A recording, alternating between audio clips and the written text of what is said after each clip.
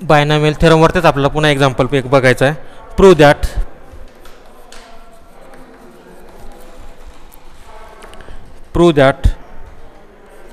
√3 plus √2 to the power 6 plus √3 minus √2 to the power 6 is equal to 970 आता याच्या अगोदरच्या याच्यात आपल्याला आपण मनाने घेतलं होतं उदाहरण, पण आता त्यांनी एक्झाम्पल दिलं, त्या एक्झाम्पलला आपल्याला सोडवायचं. आपण काय प्रूव्ह दॅट म्हणल्यामुळे एक बाजू घ्या दुसरी बाजू दाखवा. आपण LHS घेऊ कारण सिम्प्लिफिकेशन करायला सोपं जाईल, याला असं लिहायला आपल्याला त्रास होईल म्हणून आपण LHS घेऊ आणि पूर्ण उत्तर 970 आणून दाखवू. आता इथं पॉवर 6 आहे, इथं पॉवर 6 आहे म्हणजे 7 टर्म आहेत. तर 7 टर्मच्या हिशोबाने आपल्याला एक्सपान्शन करायचं आहे. तर 7 टर्मचा जो आपल्याला विस्तार आहे तो माहीत असला पाहिजे. आता पुन्हा नाही तर पुन्हा मग आपण लिहून घेऊ अगोदर ते 1 4 6 4 1 1 2 3 4 5 म्हणजे 4चा पॉवर झाला. हे 1 1 5 10 पुन्हा 10 पुन्हा 5 1 1 2 3 4 5 6 टर्म झाल्या म्हणजे घातांक 5 झाला. पॉवर 6 घेतला म्हणजे आपल्याला 6 पाहिजे. 1 6 15 20 15 6 1 1 2 3 4 5 6 7 टर्म आल्यात. 1 2 3 4 5 6 7 म्हणजे हे काय झाले आपले बायनॉमियल कोएफिशियंट झाले. पॉवर किती आहे 6, तर 7 टर्म आपल्याला यायला पाहिजे. इथं प्लस आहे इथं मायनस आहे म्हणजे प्लस असेल तर सगळे टर्म प्लस येतात, मायनस असल्यामुळे एक टर्म प्लस एक टर्म मायनस. आपण इथं आता LHS घेऊ. LHS किती आहे √3 plus √2 to the power 6 plus √3 minus √2 to the power 6 is equal to पहिले याला सोडू नंतर याला सोडू. √3 to the power 6 √3 to the power 6 binomial coefficient किती आहे पुन्हा 6. √3 टू द पॉवर 5 इंटू √2 पुन्हा बायनॉमियल कोएफिशियंट किती आहे 15 into √3 to the power 4 √2 to the power 2 4 plus 2 6 plus 15च्या नंतर 20 √3 टू द पॉवर 3 याच्यापेक्षा 1 कमी याच्यापेक्षा 1 वाढून √2 to the power 3 sum is 6 plus 20 झाला पुन्हा 15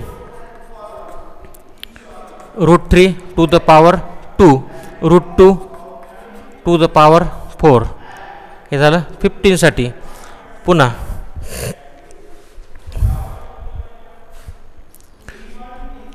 6 √3 पॉवर किती आहे 2 तिथं किती येणार 1 into √2 to the power 5 plus 1 binomial equation √2 to the power 6 terms बघा 7 आहेत की नाही 1 2 3 4 5 6 7 पॉवर 6 टर्म 7 प्लस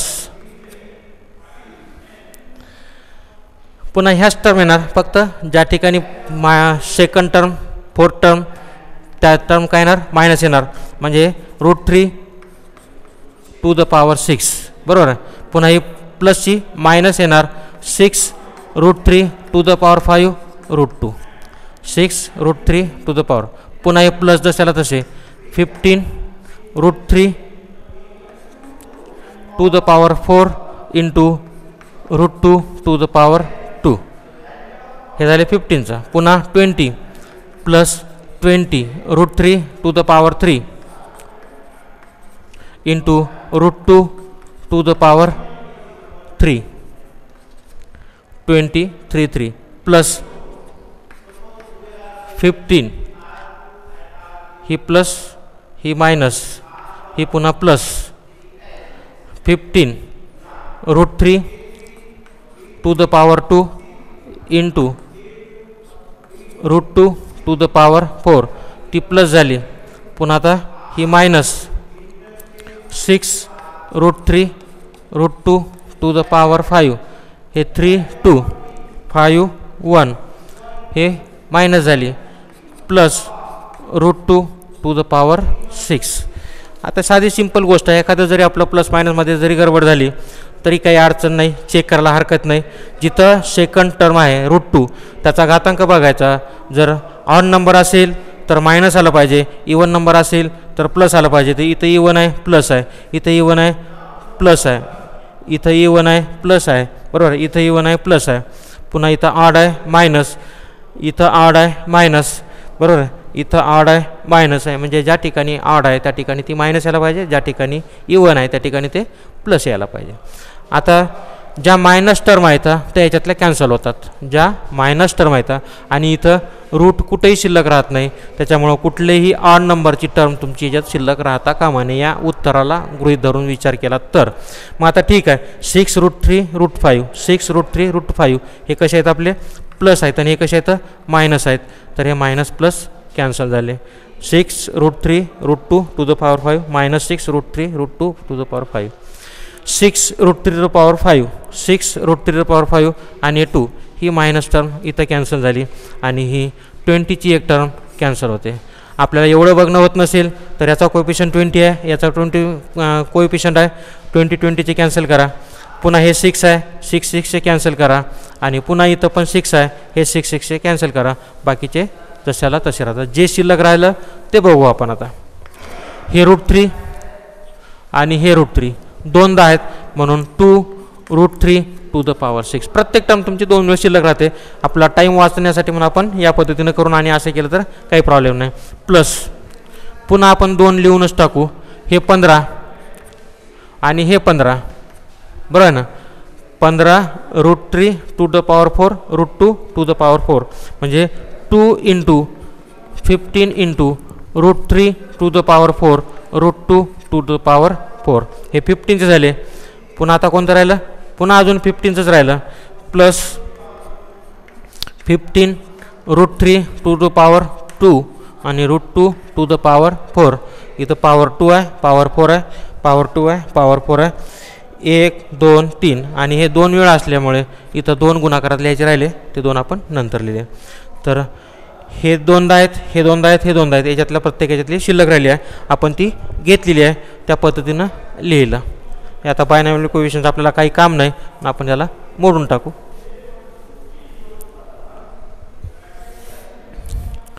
आता हे जे शिल्लक राहिलं √3 टू द पॉवर 6. आता याला जर सोडवायचं झालं √3 टू द पॉवर 6 म्हणजेच √3 × √3 √3 × √3 √3 × √3. याची किंमत 3, याची किंमत 3, याची किंमत 3.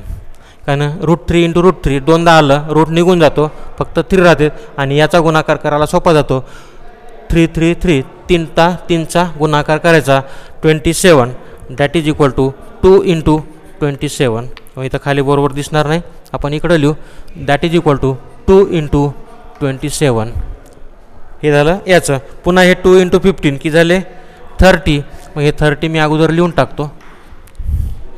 आणि √3 टू द पॉवर 4 म्हणजे दोनदा घ्यायचं, म्हणजे 3 × 3 9, 3 × 3 9.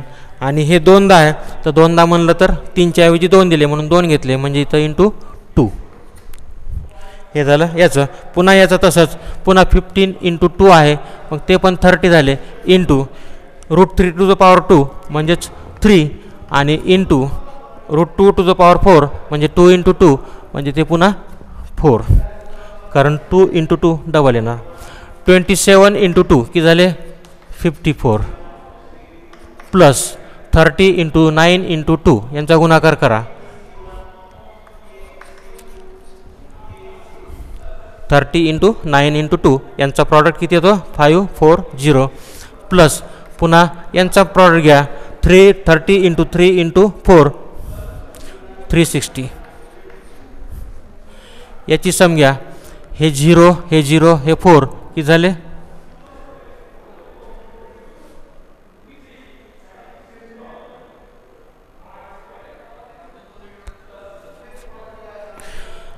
इथं 0 आहे, आपला 0 आला नाही म्हणजे कुठंतरी गडबड झाली. मग गडबड काय झाली ते बघू आपण.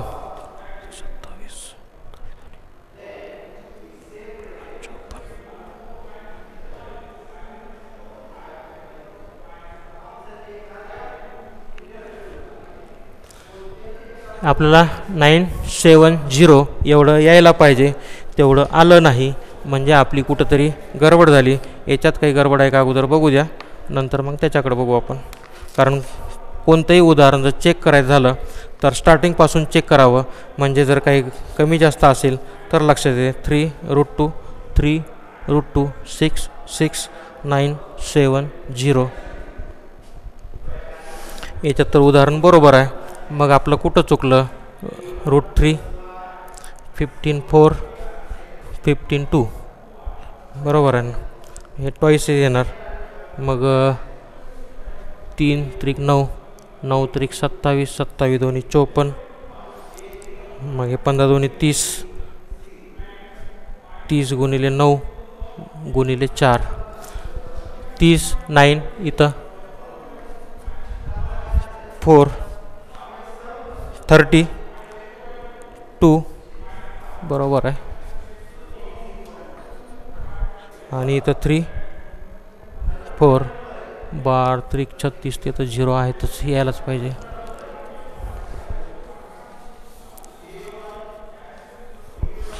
पूर्ण एक्झाम्पल रिपीट चेक करू, म्हणजे काय प्रॉब्लेम आहे ते कळेल आपल्याला. √3 to the power 6 6 binomial coefficient.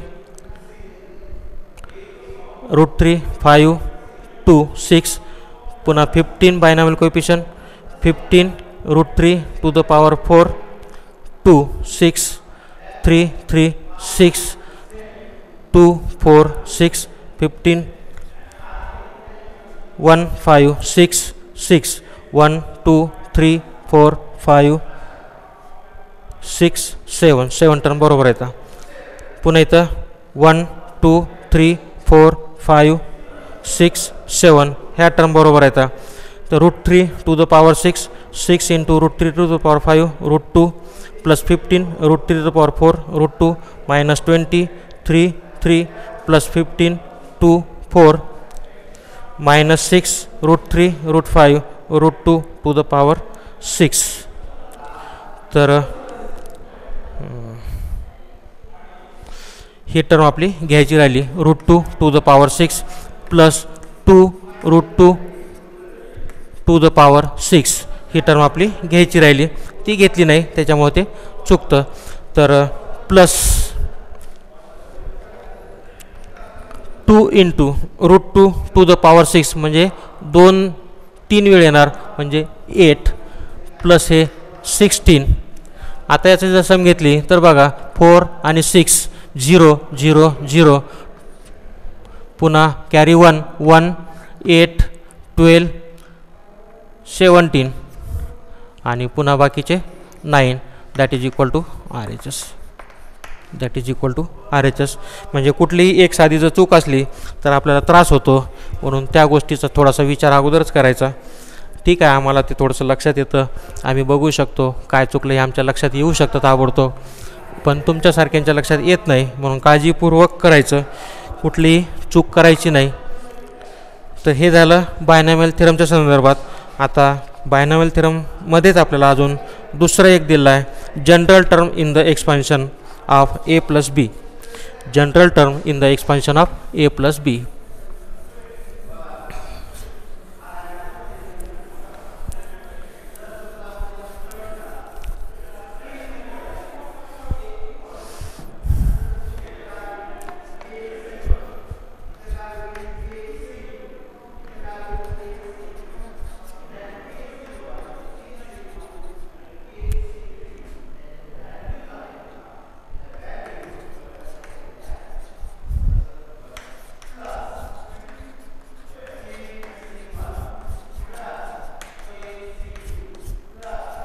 General term in the expansion of A plus B to the power n. म्हणजे A आणि B कुठली असेल, इथं प्लस असेल मायनस असेल, पॉवर किती असेल, 2 असेल 4 असेल 6 असेल 7 असेल, जे काय असेल ते, त्यातली जर कुठली टर्म जर तुम्हाला काढायला सांगितली तर काढता येतात. आपण आता पॉवर 6 घेतला, टर्म्स किती आल्या 7, तर 7पैकी जर तुम्हाला सांगितलं की नाही आम्हाला फक्त 4थी टर्म काढायची तर ती काढता यावी. तुम्ही जर म्हणले नाही आम्हाला 7वीच टर्म काढायची तर ती काढता यावी. तुम्ही जर म्हणले नाही आम्हाला 3री टर्म काढायची तर ती काढता यावी. मग त्यासाठी त्यांनी एक फॉर्म्युला दिला, त्या फॉर्म्युलाचा उपयोग करायचा आणि सोडवायचं. तर फॉर्म्युला दिला आपल्याला TR + 1 = NCR. N C R A to the power N minus R into B to the power R. A to the power N minus R B to the power R T R plus 1 असं दिलेलं आहे. या फॉर्म्युलाचा उपयोग करायचा आणि आपल्याला पाहिजे ती टर्म काढायची. आता जर तुम्हाला इथं टी आर प्लस 1 दिलं, T7 सातवी टर्म जर काढायला सांगितलं तर इथं काय दिलं तुम्हाला आर प्लस 1 म्हणजे प्लस 1 इथं घ्यावं लागेल. म्हणजे तुम्हाला इथं काय लागलं T6 plus 1.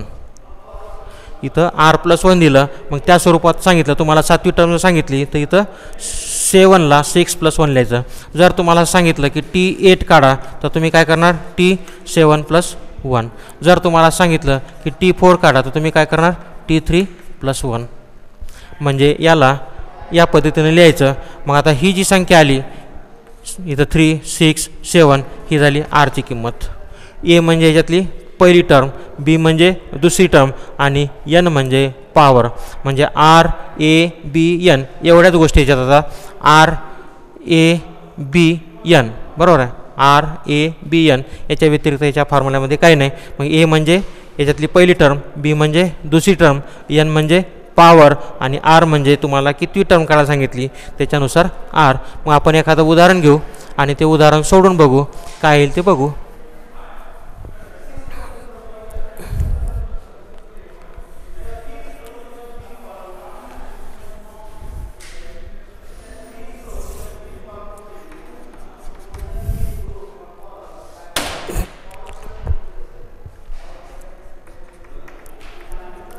Find the eighth term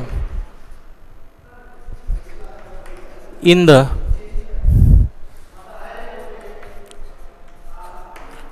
expansion of 2x minus 1 by x to the power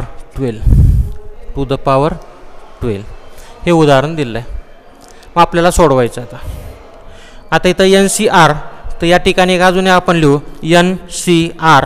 याचा जर विचार केला तर हे कॉम्बिनेशन याचा अर्थ होतो. मग कॉम्बिनेशनचा फॉर्म्युला दिला तुम्हाला N factorial upon R factorial N minus R factorial.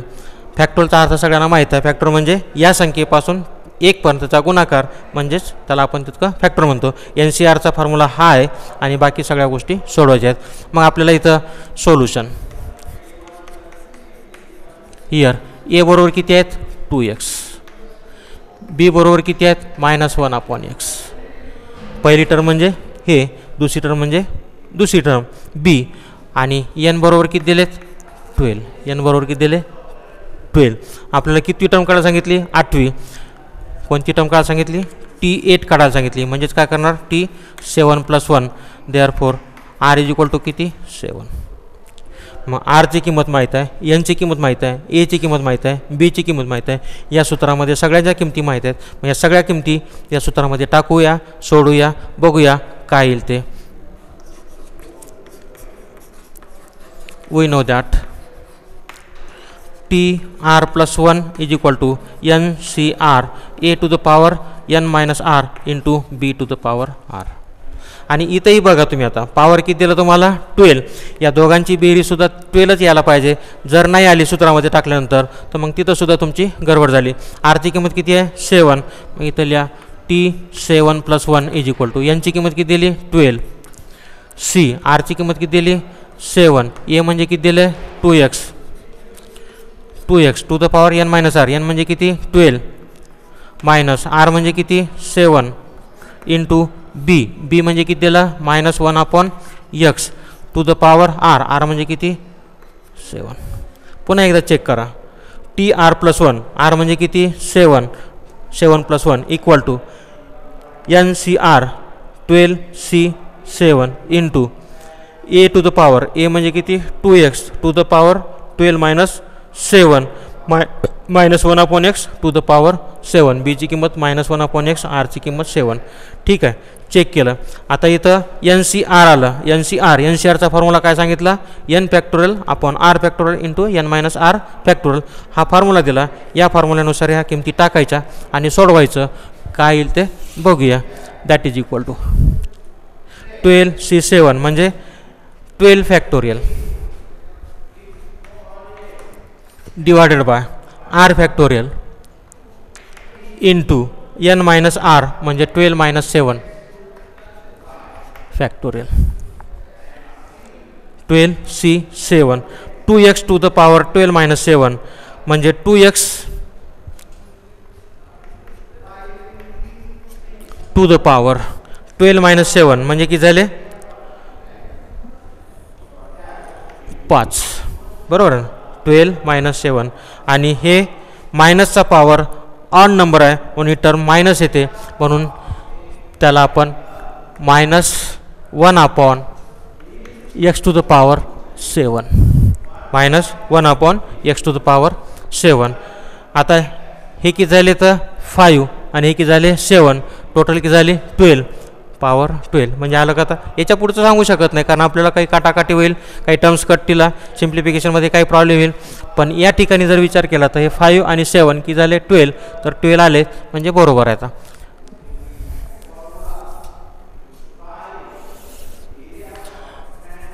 That is equal to आता 12 मायनस 7 म्हणजेच 5 आणि इथं 7 मग 12ला आपण काय करू 7 पर्यंत लिहू 12 into 11 into 10 into 9 into 8 into 7 factorial 7 factorial इथं असल्यामुळे आपण 7 फॅक्टोरियल लिहिलं हे 7 फॅक्टोरियल आणि 12 मायनस 5 म्हणजेच 5 इंटू 4 इंटू 3 इंटू 2 इंटू 1 लिहिला तरी चालतो नाही लिहिला चालतो म्हणून तो लिहायचा नाही आपल्याला इंटू इथं प्रत्येकाचा घातांक लिहा 2 to the power 5 x to the power 5 आणि हे मायनस असल्यामुळे हे मायनस टर्म मी अगोदरच लिहून टाकतो कारण ते टर्म पूर्ण मायनस झाली upon x to the power 7 upon x to the power 7 हे 7 फॅक्टोरियल कॅन्सल झाले हे 5 दोन्ही 10 हे 10 कॅन्सल हे 4 इंटू 3 12 हे 12 कॅन्सल जे काही शिल्लक राहिलं त्याचा विचार करू -11 इंटू 9 इंटू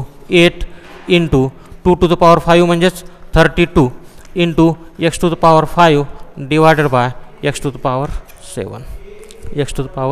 7 राहिलेल्या संख्यांचा गुणाकार करा जे काही गुणाकार येईल तो गुणाकार आपला आन्सर झाला आता हे 7 मोठे आहेत 5 लहान आहेत मग 7 मायनस 5 म्हणजे 2 म्हणजे डिनॉमिनेटरमध्ये आपण जर x स्क्वेअर लिहिलं तरी चालतं काही हरकत नाही मायनस हे 99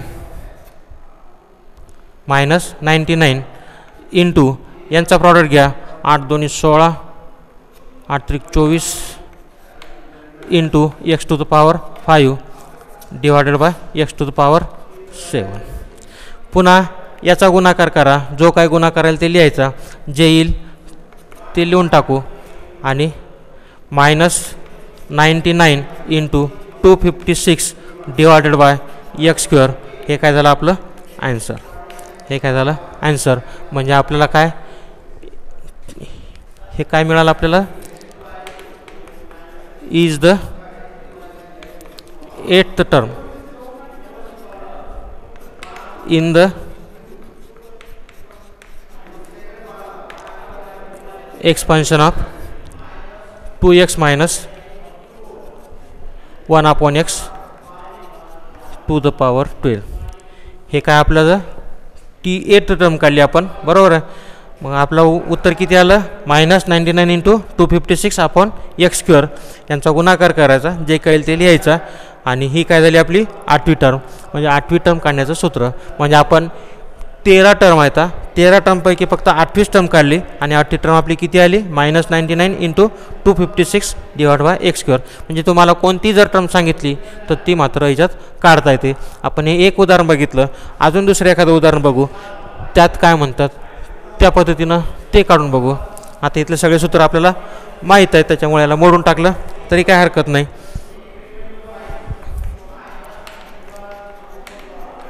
find the 5th term in the expansion of असं त्याच्यासारखं कुठलंही एखादं उदाहरण घ्या x plus 1/x to the power 13 मग आता solution here a is equal to किती आहेत बघा a बरोबर x b बरोबर 1/x ए बरोबर एक्स, बी बरोबर 1/x, एन बरोबर 13 आणि आर बरोबर काढायचं. A is equal to X, B is equal to 1/x, N बरोबर 13. आता राहिला प्रश्न आरचा. आरसाठी काय काढायचं सांगितलं तुम्हाला, फिफ्थ टर्म सांगितली, म्हणजे आपण काय करणार T5 इक्वल टू T4 + 1 बरोबर. म्हणजेच काय झालं r is equal to 4, r is equal to 4, n is equal to 13, b is equal to 1/x, a बरोबर एक्स. हे 4 गोष्टी मिळाल्या. सूत्रामध्ये त्याचा उपयोग करायचा, टाकायच्या किमती आणि सोडवायचा. वी नो दॅट काय सूत्र आपलं, TR+1 equal to NCR A to the power n minus R into B to the power r. या दोघांच्या घातांकाची बेरीज n यायला पाहिजे, कारण आपण यंत्रसाठी वापरतो, इन जनरल सूत्र वापरतो. त्यामुळे सूत्रामध्ये त्याचा विचार करत असताना लक्षात घ्यायचं की त्यांची बेरीज ही नेहमी त्यांच्या पॉवर एवढी असली पाहिजे.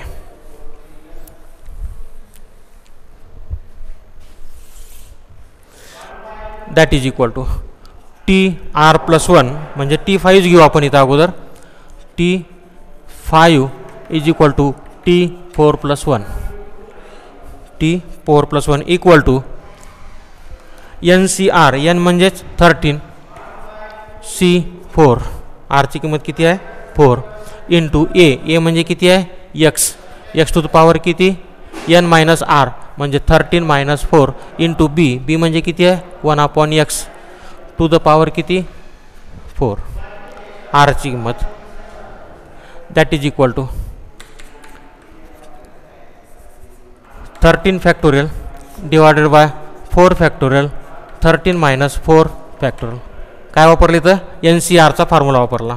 NCRचा formula n factorial R factorial n minus R factorial into x to the power 13 - 4 किती झाले 9 into 1/x to the power 4. या ठिकाणी चेक करा यांची सम किती आली 13, पॉवर किती दिला 13 म्हणजे बरोबर आहे. आता याला सोडवायचं आहे. आता 13ला याची डिफरन्स घेऊ आपण अगोदर. 13 फॅक्टोरियल डिवाइड बाय 4 फॅक्टोरियल 13 - 4 म्हणजेच 9 factorial into x to the power 9 divide by x to the power 4. हे डिनॉमिनेटरमध्ये आहे म्हणून डिनॉमिनेटरमध्ये लिहिले. हे 9 आहेत मग 13ला 9पर्यंत लिहायचं. 13 into 12 into 11 into 10 into 9 factorial divided by 4 into 3 into 2 into 1 factorial into 9 factorial into 9 - 4 x to the power 9 - 4. हे 9 फॅक्टोरियल हे 9 फॅक्टोरियल कॅन्सल झाले. 13 12 11 10 10 11 12 13 बरोबर.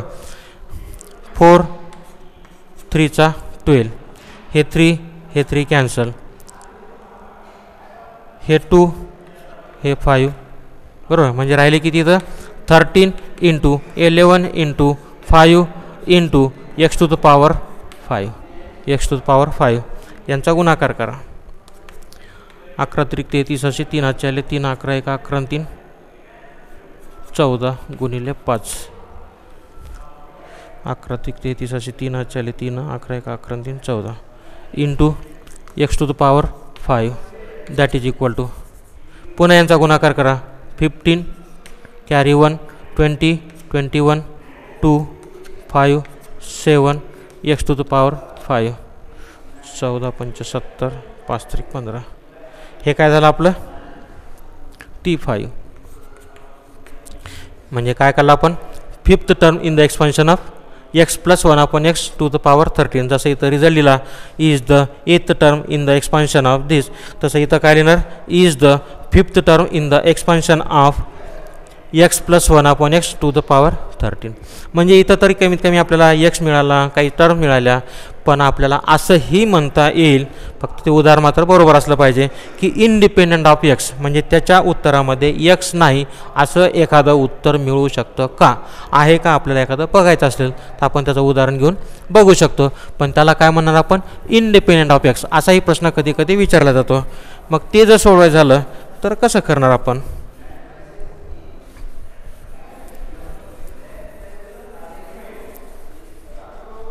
तो प्रश्न कसा आहे बघा. Example find the term.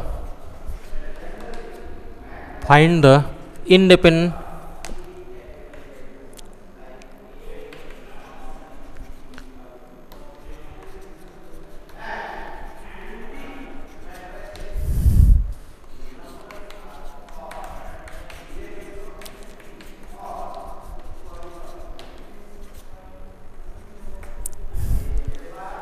Find the term independent of x in the expansion of.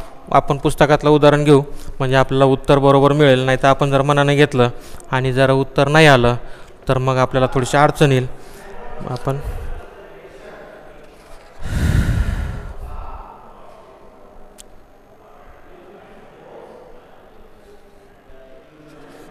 या इंडिपेंडंटच्या ऐवजी कधी कधी कॉन्स्टंट टर्मसुद्धा असं म्हणू शकतात.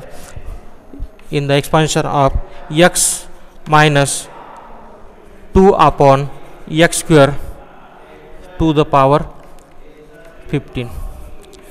x minus 2 upon x square to the power 15. या इंडिपेंडंटच्या ऐवजी कधी कधी तुम्हाला कॉन्स्टंट म्हणजे तिथं व्हेरिएबल एक पण नको. जसं इथं उत्तरामध्ये एक्स आला तर याच्या उत्तरामध्ये एक्स येता कामा नाही. कधी कधी कॉन्स्टंट म्हणतील, कधी कधी इंडिपेंडंट म्हणतील. कोणतंही जरी म्हणलं तरी काही प्रॉब्लेम नाही. दोघाचा अर्थ एकच आहे. दोघांचाही अर्थ काय एकच आहे. हे एक्झाम्पल दिलं त्याच पद्धतीने सोडवायचं. फक्त सिम्प्लिफिकेशनमध्ये थोडासा फरक होतो. काय बदल होते ते बघू आपण. Here a is equal to किती आहे बघा, बी इज इक्वल टू किती आहे बघा, एन बरोबर किती आहे बघा आणि आर बरोबर किती आहेत बघा. ए बरोबर फर्स्ट टर्म, बी बरोबर सेकंड टर्म, एन म्हणजे पॉवर, आर म्हणजे किती टर्म काय सांगितली माहीत नाही. मग आरची किंमत आपल्याला माहीत आहे का आता नाही आहे. पण एची किंमत माहीत आहे. A is equal to X, B is equal to -2 upon X square, N is equal to 15, R is equal to काय माहीत आहे का नाही. कारण किती टर्म काढायला सांगितली माहीत नाही आपल्याला.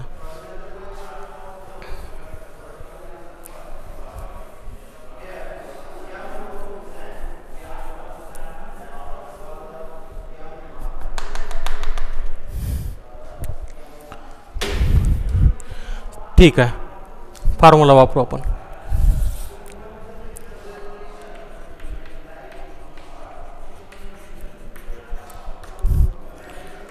TR+1 equal to NCR A to the power n minus R into B to the power R. TR+1 is equal to NCR A to the power n minus R into B to the power R. आरची किंमत माहीत नाही, बाकीच्या माहीत आहे. आणि आपलं जर स्पष्ट म्हणणं असं आहे म्हणजे प्रॉब्लेममध्ये असं विचारलं आहे की ज्याच्या टर्ममध्ये एक्स नाही अशी याच्यातली कोणती टर्म आहे ती तुम्ही काढायची आहे. आपलं कितवी आहे ते माहीत नाही. जर माहीत असते तर आपण सरळ सरळ काढली असते, पण कितवी आहे माहीत नाही आपल्याला. मग पहिल्यांदा आपल्याला हे ठरवावं लागेल की कितवी टर्म ती कॉन्स्टंट आहे आणि मग त्याच्यानुसार मग आपल्याला सोडवायला सोपं जाईल. मग आर सोडून देऊ, बाकी सगळ्या किमती टाकू, बघूया काय होईल ते. दॅट इज इक्वल टू यांची किंमत किती आहे 15 CR, 15 CR इंटू एची किंमत किती आहे x into x n minus R. N म्हणजे किती 15, आर म्हणजे किती माहीतच नाही आपल्याला, म्हणजे 15 minus R, 15 minus R into B. बीची किंमत किती आहे -2 अपॉन एक्स स्क्वेअर, त्याचा पॉवर किती आर. आरची किंमत माहीत नाही. आरची किंमत जर सोडली तर बाकी आपण सगळी एनची किंमत टाकली, एची किंमत टाकली, एनची किंमत टाकली, बीची किंमत टाकली, आरची किंमत आपण कुठंच टाकली नाही. आर सोडून दिला, बाकी सगळ्या किमती टाकल्या. आता याला सोडून बघू आपण काय होईल ते. That is equal to 15 CR x to the power 15 minus R into -2 to the power R upon x to the power 2R. X to the power 2 आणि आर पॉवर दोघांचा प्रॉडक्ट होतो -2R. हे प्लस आहेत डिनॉमिनेटरमध्ये, त्याला वरती जर नेले तर मायनस होतात. म्हणजे काय झालं 15 CR x to the power 15 minus R into x to the power -2R into -2 to the power R.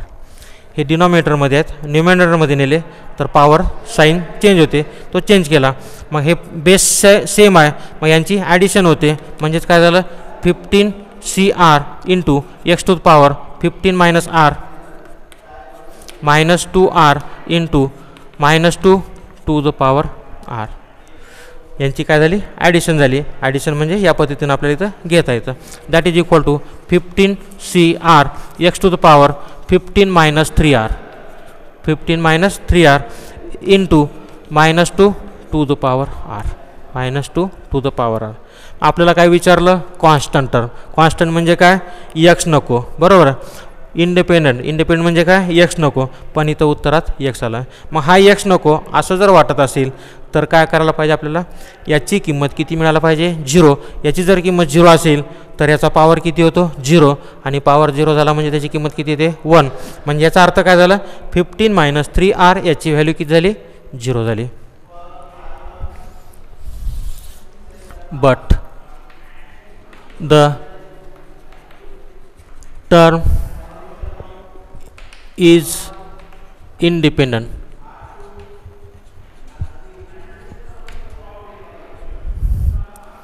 of x. This implies याचा अर्थ काय होतो 15 - 3R = 0. 15 - 3R = 0 कारण ही टर्म 0 झाल्याशिवाय आपल्याला इंडिपेंडंट ऑफ एक्स किंवा कॉन्स्टंट टर्म मिळणार नाही. मग आता याला सोडवायचं हे 3R तिकडे घेऊन जा म्हणजेच काय झालं 3R = 15 म्हणजेच काय झालं R = 15/3 म्हणजेच काय झालं R = 5. R = 5 आहे. मग टर्म किती असली पाहिजे आता बघा आपण सूत्र काय घेतो TR+1. आरची किंमत 1 R+1 आहे. आरची किंमत जर 5 घेतली तर 5 + 1 म्हणजे किती झाले 6 म्हणजे 6th टर्म आपली किती आहे इंडिपेंडंट आहे तिथं एक्स नाही आहे. मग ही आरची किंमत या इक्वेशनमध्ये टाकून देऊ आपण. ती आरची किंमत या इक्वेशनमध्ये टाकून देऊ. इकडे किती आहे TR+1. Put R = 5 in equation 1. Put R = 5 in equation 1 या टर्ममध्ये आपण आरची किंमत 5 टाकून दिली. काय झाले T5 + 1 = R = 5 T5 + 1 =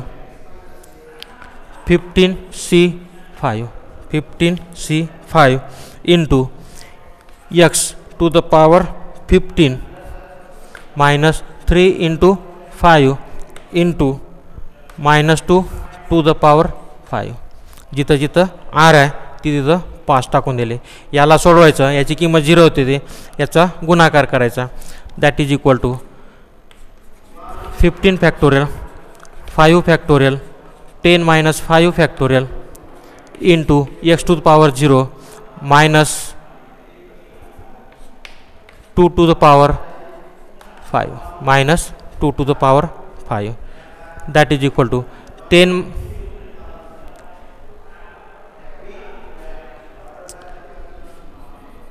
इथं 15 - 5 पाहिजे. 15 - 5 म्हणजे 10. मग 15ला 10 पर्यंत लिहायचं. 15 × 14 × 13 × 12 × 11 × 10 factorial divided by 5 × 4 × 3 × 2 into -32. 2 to the power 5 म्हणजे 32 तर ते -32 त्या ठिकाणी लिहिले.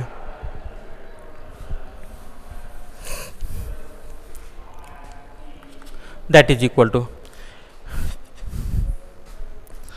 Into 10 factorial. हे 10 फॅक्टोरियल हे 10 फॅक्टोरियल कॅन्सल झाले. 3 बरोबर आहे. 4 3 पुन्हा हे 3 कॅन्सल. पुन्हा हे 2 हे 7 म्हणजे झाले काय 3 × 7 × 13 × 11 3 × 7 × 13 × 11 × 32.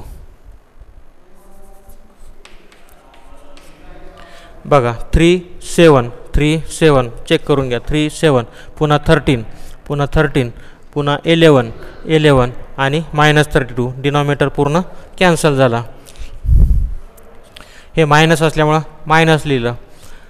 यांचा गुणाकार करा 21 याचा गुणाकार केला 13 × 1 = 13 3 चला 1 13 × 1 = 13 1 14 143 इंटू 32 पुन्हा यांचा गुणाकार करा, जे काय येईल ते लिहा. जो गुणाकार येईल तो गुणाकार तुम्ही घरी करून लिहू शकता. गुणाकार करणं काही फारसं अवघड नाही, त्याच्यामुळे मी काही गुणाकार करून देणार नाही. तुम्ही यांचा गुणाकार करा. तुम्हाला कॅल्क्युलेटरचं समजा घरी करता येईल तर घरी करा.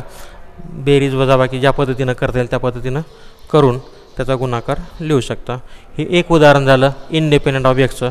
अजून असंच एक छोटं घेऊ आपण.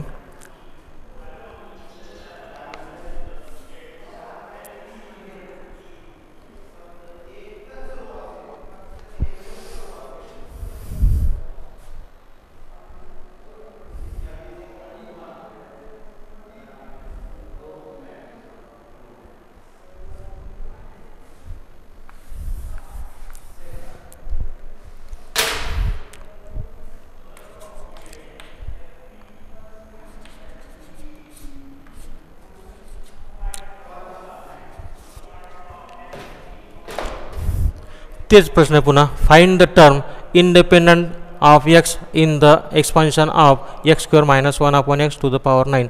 इंडिपेंडंटच्या ऐवजी पुन्हा कॉन्स्टंट विचारू शकतात. Solution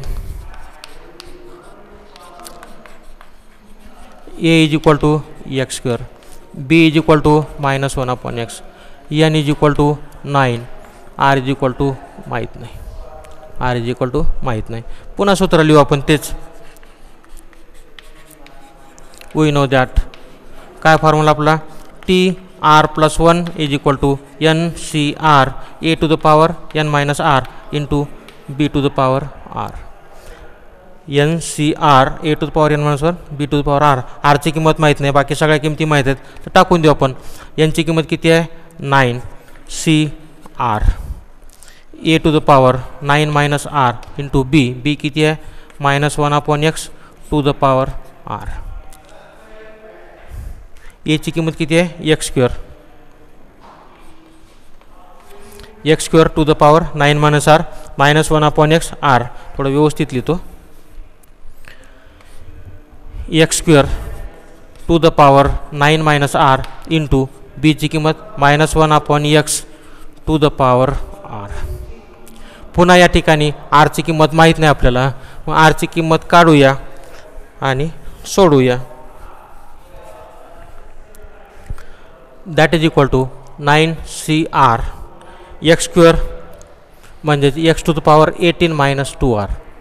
x square to the power 9 minus R म्हणजेच एक्स 9 इंटू 2 18 आणि हे 2r minus 1 to the power R upon x to the power R. दोघांचाही घातांक आर येतो. हा आर वरती घेऊन जा म्हणजेच न्युमिनेटरमध्ये घेऊन जा. 9 C R x to the power 18 minus 2r into x to the power minus R into minus 1 to the power r. इथं प्रत्येक गोष्टीचा विचार करावा लागतो. Minus 1 to the power r हा जर नाही घेतला तर उत्तर मायनस प्लसमध्ये फरक पडू शकतो, म्हणून या ठिकाणी हे घेणं गरजेचं आहे. That is equal to 9 C R x to the power 18 minus 2r minus R into minus 1 to the power r. यांची सम घेतली. मायनस 2r मायनस आर किती झाले 9 C R x to the power 18 minus 3r into minus 1 to the power R.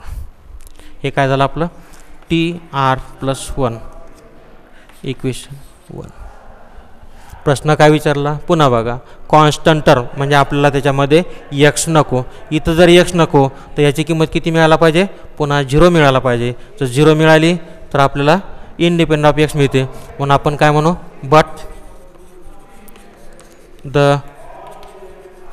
Term is independent of x. This implies 18 minus 3r is equal to 0. सोडवा. r ची किंमत काढा. किती येईल 3r is equal to 18. r is equal to 18 divided by 3. r is equal to 6. म्हणजे r is equal to 6 म्हणजे 7th term आपली इथं इंडिपेंडंट ऑफ x आहे. कितवी टर्म आहे 7th टर्म आपली इंडिपेंडंट ऑफ x आहे. मग आर ची किंमत ही एक इक्वेशन नंबर 1 मध्ये टाकून द्या. Put R is equal to 6 in equation 1. Equation 1मध्ये ज्या ज्या ठिकाणी आर आहे त्या ठिकाणी टाकून द्या. इथे किती आहेत? टी आर प्लस 1 म्हणजे t 6 plus 1 equal to 9CR x to the power 18 minus 3R. R म्हणजेच किती? 6 मायनस 1 टू द पॉवर 6. बघा इक्वेशनमध्ये 9CR. आरची किंमत किती? 6. आरची किंमत किती? 6. X to the power 18 minus 3 into 6 minus 1 to the power 6. सोडवू आपण याला. T7 is equal to 9 factorial upon 6 factorial 9 minus 6 factorial into x to the power 0 आणि मायनस 1 टू द पॉवर 6 म्हणल्यामुळं ऑड नंबर नाही आहे, तो इवन नंबर आहे आणि इवन नंबर असल्यामुळे हे किती झाले? प्लस 1 झाले. नाही लिहिलं चालते. पुन्हा एक्स टू द पॉवर 0 म्हणजे किती झाले? 1च झाले. म्हणजे 1 इंटू 1 पुन्हा 1 आणि 1 मल्टिप्लाय केल्यानंतर काही फरक पडत नाही. नाही लिहिलं तरी चालते. 9 फॅक्टोरियल आपण 9 into 8 into 7 into 6 factorial divided bye 6 factorial आणि 9 मायनस 6 म्हणजे 3 इंटू 2 इंटू 1 नाही लिहिलं चालते. आणि हे 1 इंटू 1च होते, नाही लिहिलं चालते. हे 6 फॅक्टोरियल 3 9 2 4 8 शिल्लक किती राहिले? 3 इंटू 4 इंटू 7 यांचा गुणाकार करा. किती ते बघा 84.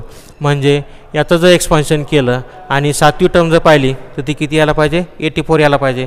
पाहिजेच तर तुम्ही आपलं a plus b to the power n या पद्धतीने एक्सपान्शन करायचं. त्यातली 7वी टर्म बघायची. 7वी टर्म जर 84 आली तर ते बरोबर आहे आणि हे बरोबर आहे. आणि जर 84 नाही आली तर एक तर हे चुकलं किंवा ते चुकलं. दोन्हीपैकी काय चुकलं ते बघायचं.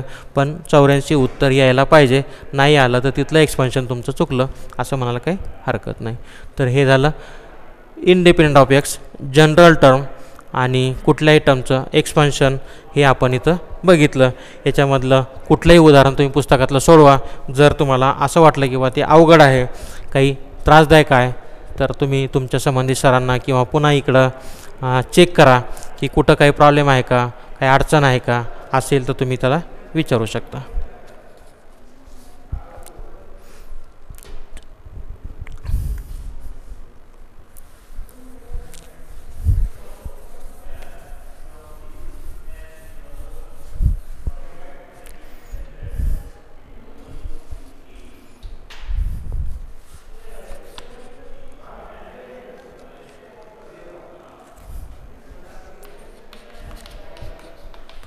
Homework.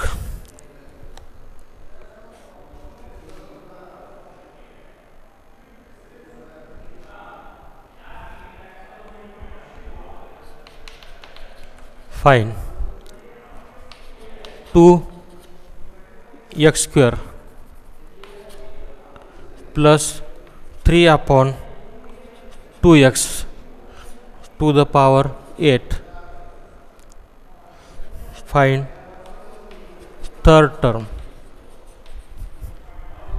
Find third term.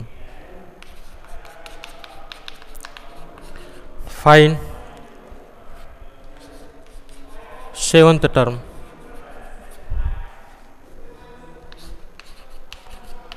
Four x upon 5 minus 5 upon 2x to the power 9.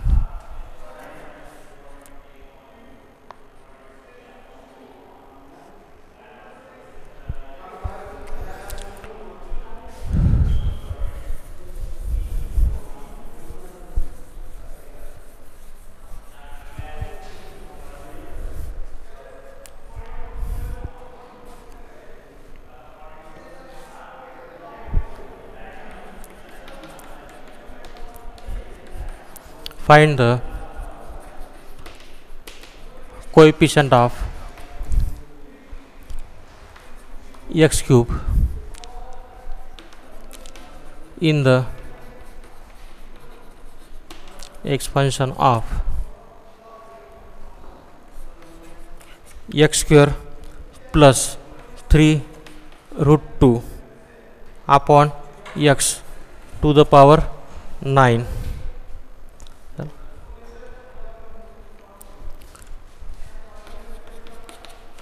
X to the power n in